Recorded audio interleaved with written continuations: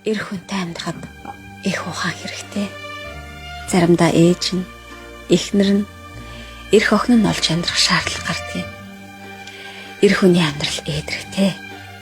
Ядарсан үед нь ээж шиг асарч, жаргалтай үед нь эрх охин шиг эрхлэж, жавартай хэцүү цагт нь эхнэр хүн шиг түшиж явдаг юм шүү. Хүний амьдрал гэдэг бусадтай нийлж нэгнээ шүүх, гондоох биш. Бусдаас өмөрч, илгэндээ, зүрхэндээ хайрлахыг хэлдэг юм.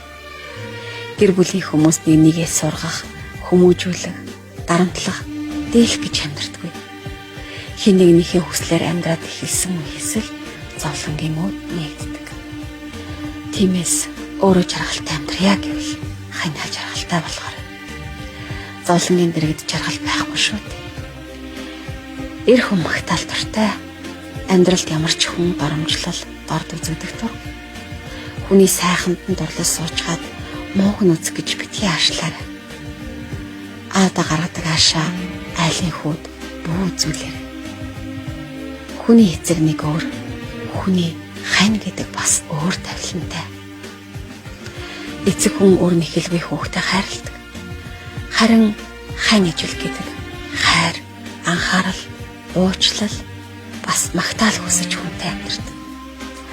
Хотоодыг нь дүүргээс илүү сэтгэлийг нь дүүргэж яваарай охин. Амьдрах хэцүү.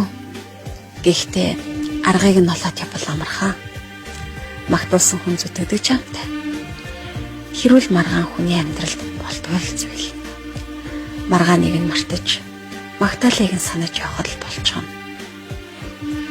Энэ маань ч гэсэн анх удаа амьдарч байгаа шүү дээ гэж уужим сэтгэлээр хүний өрийг ойлгож яваарай минь ах.